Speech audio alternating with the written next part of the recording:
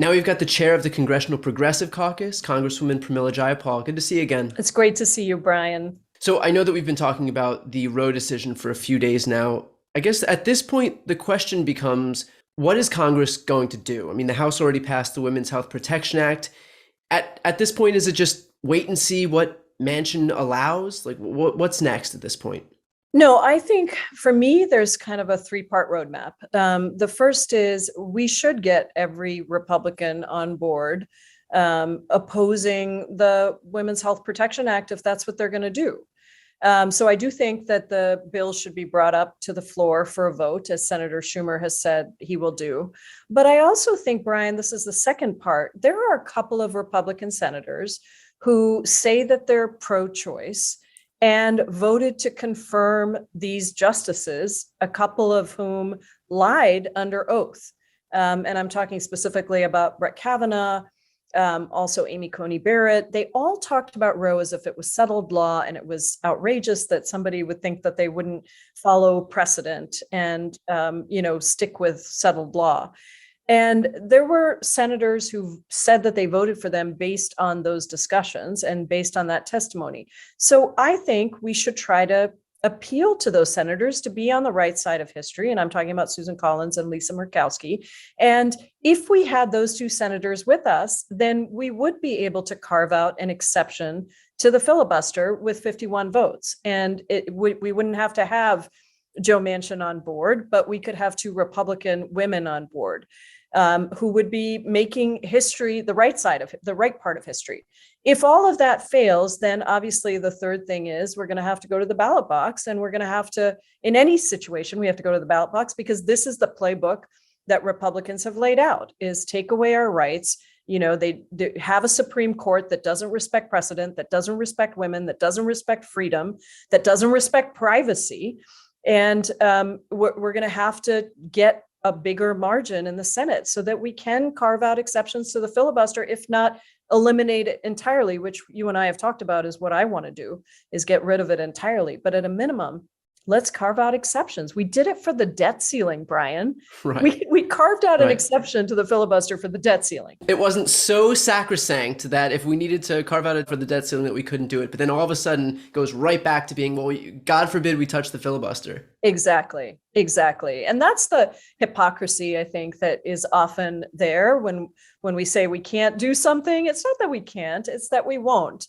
And I think in this situation, we do have an opportunity to try to get these two women on board and to carve out an exception. But any way you cut it, this is the playbook that they've written. And if I can just say one thing about this opinion that really stunned me, I guess, as I read through it, and I did read it, it's the argument that we are not going to protect any right that is not explicitly named in a constitution that was written 200 years ago. And the idea that somehow the values of 200 years ago are still the values of today. What does that mean about loving v. Virginia and interracial marriage? What does it mean about same-sex marriage? What does it mean about Brown versus Board of Education? These are all settled law cases, and they weren't rights that were explicitly named in the Constitution. So it goes to privacy and to all the other things that you can draw a straight line to overturning with this kind of a 5-person majority on the Supreme Court. Well, forget about abortion, forget about same-sex marriage. They didn't even have women enumerated as people in the Constitution. Women or Black people didn't have personhood in the original document. So to harken back to that document as if it's sacrosanct again is just, like, what road do you want to go down? Will this be the defining issue of the midterms? Well, it's hard to say. I think it is absolutely going to be a wake-up call to people across the country that this is what we are fighting against. And it is really, as you say, kind of on every level that we're being challenged with the Republicans. So I think that this will certainly be one of the defining issues. And I hope that people understand exactly what you just said and the impact of this decision. And also recognize that we have to get bigger majorities. If we lose our majorities, we will only see Republicans taking away healthcare, taking away a woman's right to choose, taking away reproductive freedom, taking away a lot of things that we've sort of grown up thinking were protected. And I think that's the thing that has to animate people. Now, Republicans are desperate to talk about the leak as if to try and convince everyone that the real scandal here is that we got the decision 2 weeks early and not the fact that 50 years of settled law was wiped out, depriving women of their bodily autonomy. Why do you think it is that they refuse to acknowledge the thing that they've been vying for years and instead are desperately trying to make the real story about the leak? Because they know how damn popular it is to uphold Roe v. Wade. They know how unpopular it is to overturn it. So they're trying to do anything they can to get us to talk about something else that is a total red herring, like the leak, instead of talking about what this means for pregnant people across this country, to not have the choice to make decisions about our own bodies.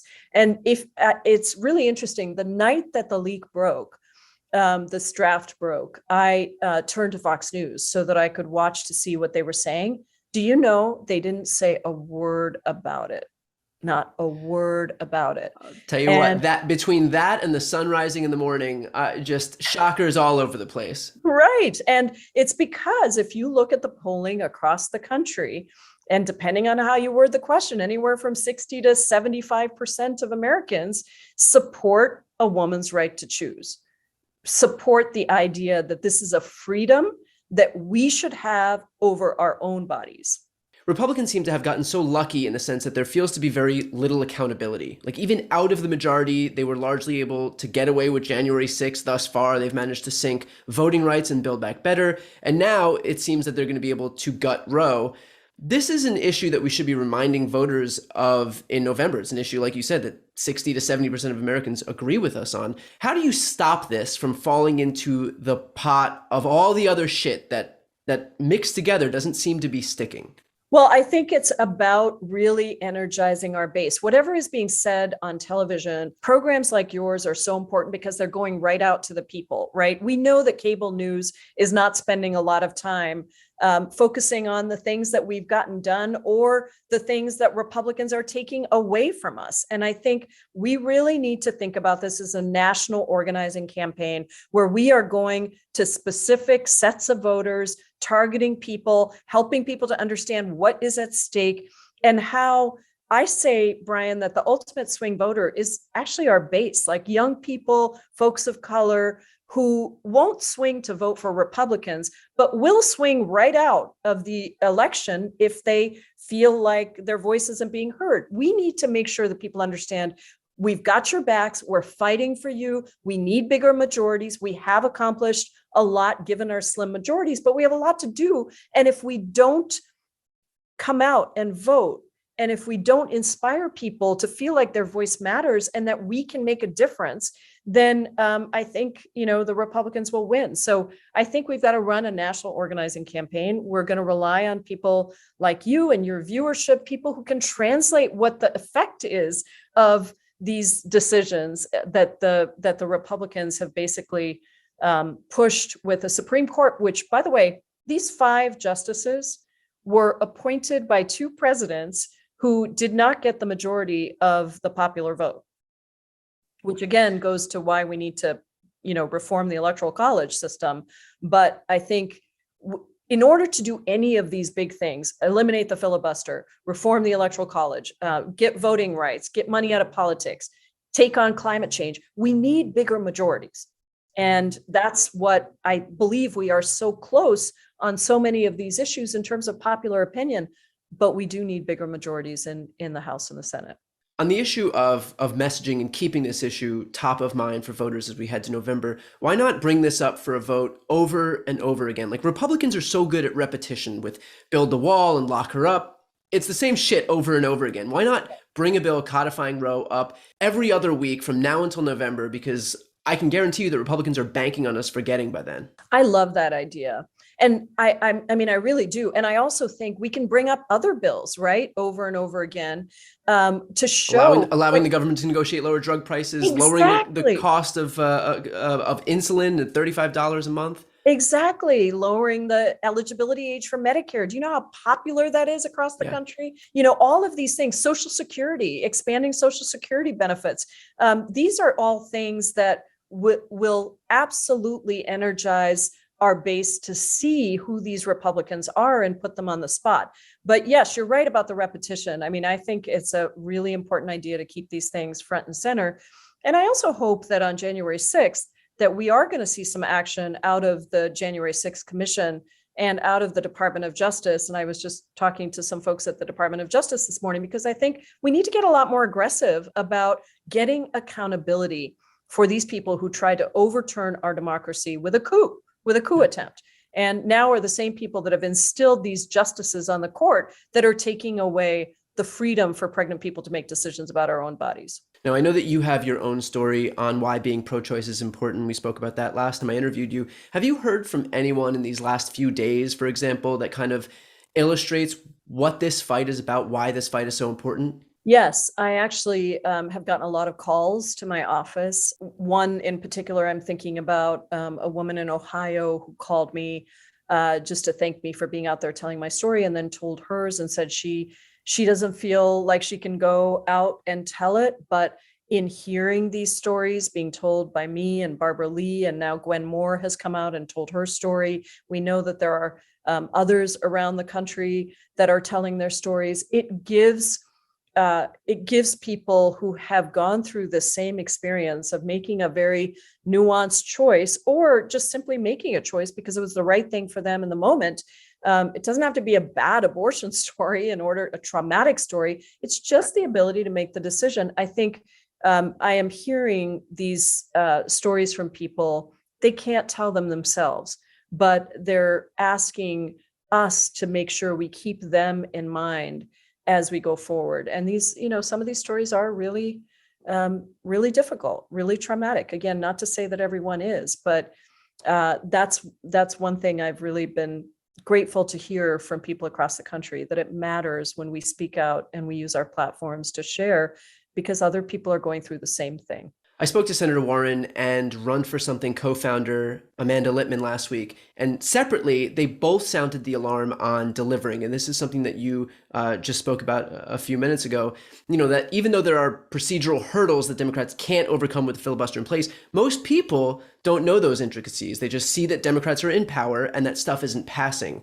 As far as delivering is concerned, realistically, what can we expect to get done between now and midterms? What will Joe Manchin and Kyrsten Sinema allow us to have? What can we actually expect to see on some of the issues that have been promised? I think there's two pieces to this. One is legislative action. The other is executive action. So on legislative action, I think, we should put up a bill for that is sort of a combination of what 50 senators have already said that they would support. And this includes Joe Manchin and Kyrsten Sinema. Something that has reforms of the tax revenue. We know that there is a Venn diagram where there's a piece where we can reform the tax system, make the wealthy pay their fair share, and then take that money and add to it prescription drug pricing negotiation. We're not going to get everything you and I want. We should get Medicare negotiating, but we know that one of those senators is not for that. But there was another piece in Build Back Better that was around prescription drug pricing. We should put that together with the tax revenue reform, and then put the money in $500 billion into climate change, and hopefully another piece into something in the care economy. It can be pre-K, it can be childcare, but something that speaks to our women and families across the country. All of the 50 senators have said they would support something like that. And if Joe Manchin wants to put some of it towards deficit reduction, I'm okay with that. But that bill should move. And if he won't say what he wants, then let's just put the bill on the floor with just those things that he has already said he supports, and let's see where it goes. So that's the first thing. We can also split those things up and put them on separately, but I think it's worth trying to do a reconciliation bill that has all of that in one.